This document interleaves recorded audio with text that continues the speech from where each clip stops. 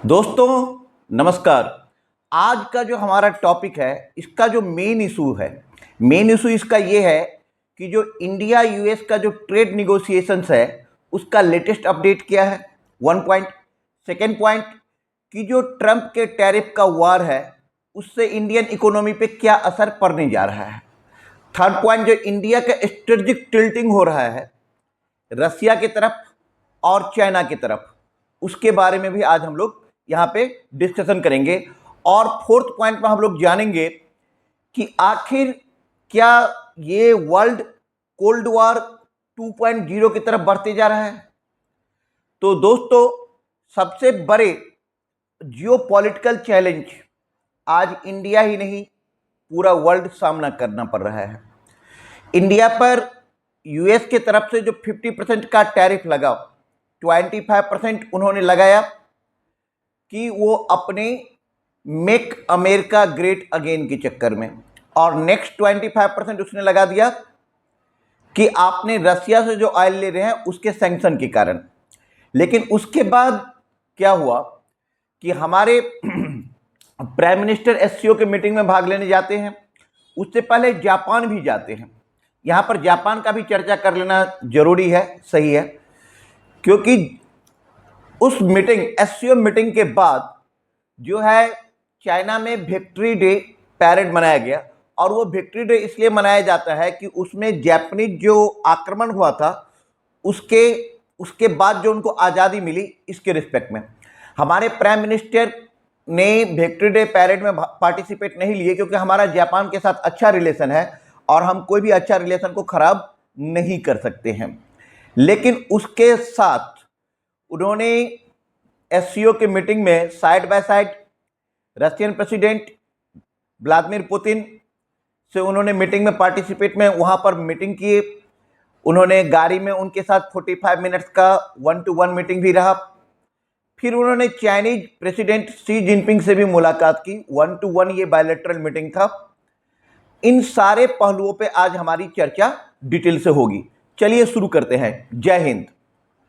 तो सबसे पहले आज हम देखते हैं कि जो यूएस के द्वारा जो टैरिफ लगाया गया है उसकी क्या है हालत यहाँ पर।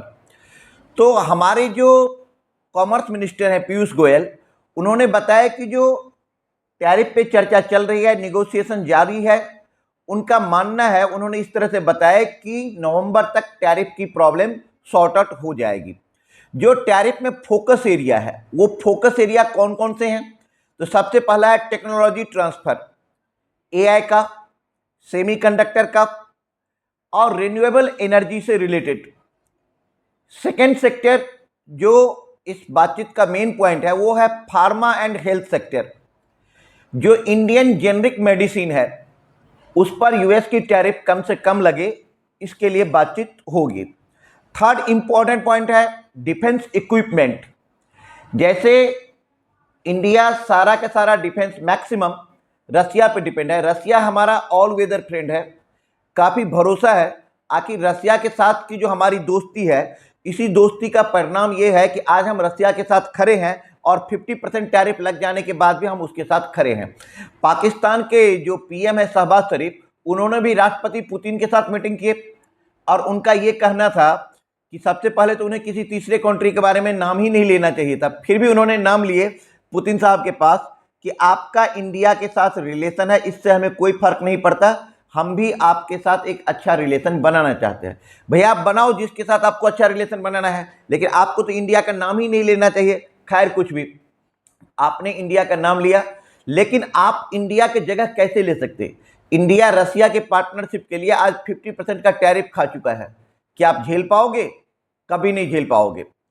तो इंडिया अपने वेपन्स के लिए, हथियार के लिए रसिया पे बहुत ज़्यादा डिपेंडेंट है। अभी ऑपरेशन सिंदूर में भी हम लोगों ने देखा कि जो हमारे इक्विपमेंट हैं, जो हमारे हथियार है, चाहे वो S-400 हो या और भी कई सारे हो, वो रशियन ही है जिस पे हम लोग डिपेंड करते हैं।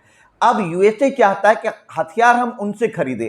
पीटर नवारो ने कई बार कमेंट्स किए कि हथियार वो लेना चाहते हैं, लेकिन उसके साथ साथ वो टेक्नोलॉजी ट्रांसफर भी लेना चाहते हैं। भैया टेक्नोलॉजी ट्रांसफर तो होगा ही, रसिया हमें खुले देने के लिए तैयार है कि आप S-400 ले जाओ, S-500 ले जाओ, आपको मैं ट्रांसफर ऑफ टेक्नोलॉजी भी दे रहा हूं, तो मैं रसिया से लूंगा, आपसे क्यों लूंगा?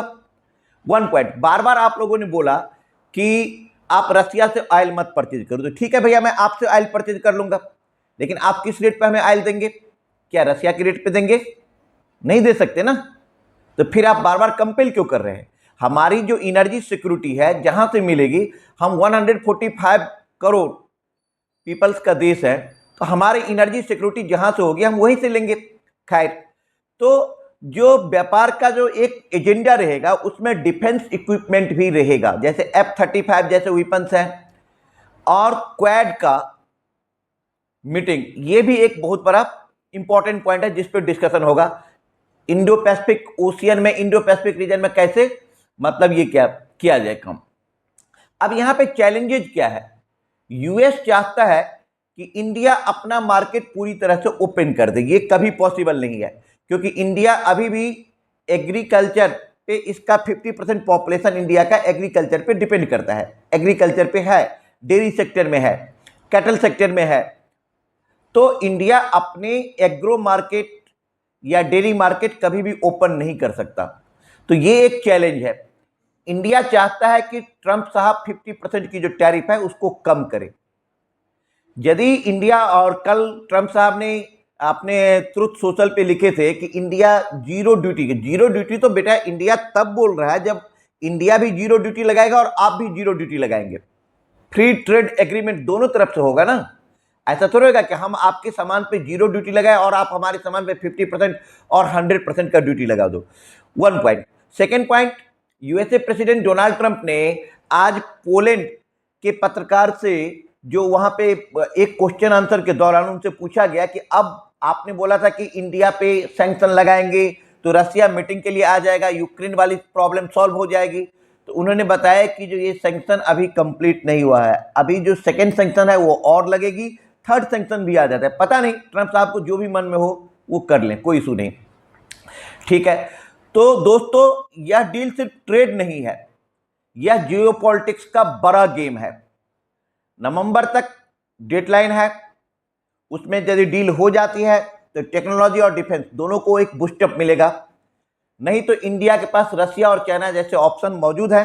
चाइना पे बहुत ज्यादा भरोसा तो नहीं किया जा सकता, लेकिन फिलहाल हमारे पास बहुत ज्यादा ऑप्शंस भी नहीं है। चलिए आज हम सेकेंड सेगमेंट की चर्चा करते हैं। सेकेंड सेगमेंट है हमारे पास कि यूएस टैरिफ और खींचतान। जी हां, अब आप देख लो कि अगस्त में जो 7 अगस्त के 25% टैरिफ लगा, 27 अगस्त को 25% एक्स्ट्रा टैरिफ लग गया।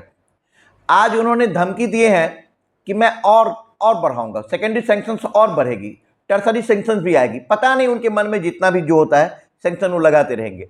बट सिमिलर सर्कमस्टांसेज में यूरोपियन यूनियन भी रसिया से ट्रेड कर रहा है, खुद यूएसए ट्रेड कर रहा है, चाइना ट्रेड कर रहा है, टर्की ट्रेड कर रहा है। नहीं, कुछ नहीं, इनको सिर्फ इंडिया को टारगेट करना है। इनका पर्सनल खुन्नस है, और वो खुन्नस किस बात को लेकर के है कि उन्होंने अपने जीवन में सब कुछ हासिल कर लिया, लेकिन उनको चाहिए नोबेल पीस प्राइज।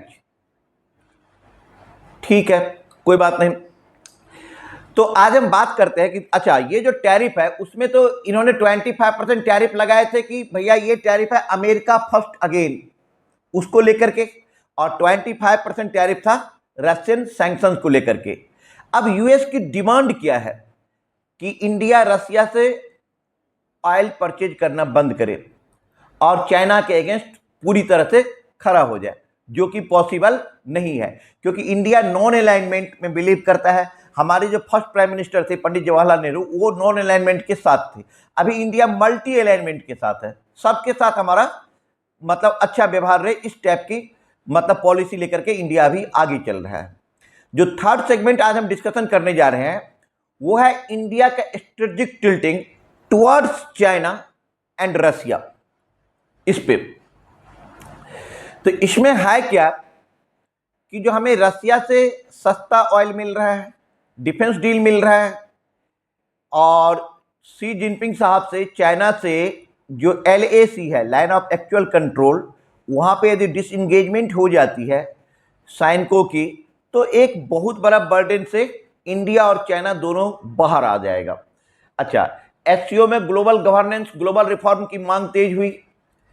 अब चक्कर यह है यहां पे कि यूएस की जो टैरिफ है उसके कारण इंडिया चाइना और रशिया के करीब आ गया। अब इंडिया बैलेंसिंग कंडीशन में आ चुका है कि आप हमारे साथ डील करते हो तो करो, नहीं तो हमारे पास और भी कुछ ऑप्शन हैं। हम चाइना से और रशिया से टेक्नोलॉजी, एनर्जी और डिफेंस का भी डील कर सकते, लेकिन रिस्क भी है। चाइना पे आप पूरी तरीके से बिलीव नहीं कर सकते, बिल्कुल नहीं कर सकते। चलिए हम नेक्स्ट सेगमेंट की तरफ चलते हैं, और यह है कि आखिर फ्यूचर क्या दिख रहा है। ये जो इंडो यूएस ट्रेड वार है, इंडिया का एससीओ समिट में भाग लेना, क्वाड में यूएस प्रेसिडेंट डोनाल्ड ट्रंप का अभी तक डेट फिक्स नहीं होना, वो नहीं आना चाहते हैं। इंडो पैसिफिक एशियन में इंडिया का रोल, यूएसए का रोल, जापान का रोल और ऑस्ट्रेलिया का रोल। आखिर क्या दुनिया कोल्ड वॉर 2 की तरफ बढ़ती जा रही है?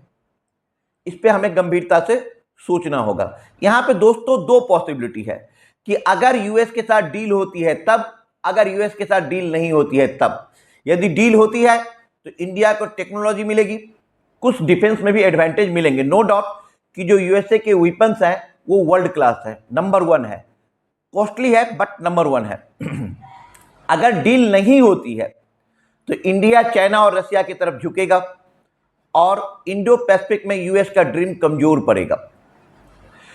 हमारे प्राइम मिनिस्टर प्रधानमंत्री मोदी जी इंडिया को एक ग्लोबल बैलेंसर बनाना चाह रहे हैं।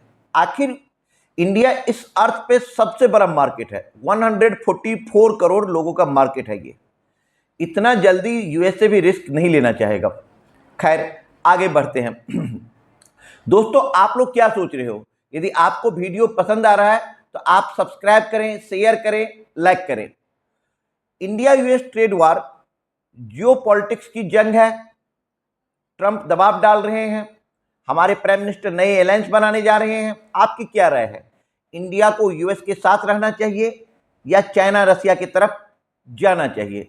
कमेंट्स करें, लाइक करें, शेयर करें। Thank you.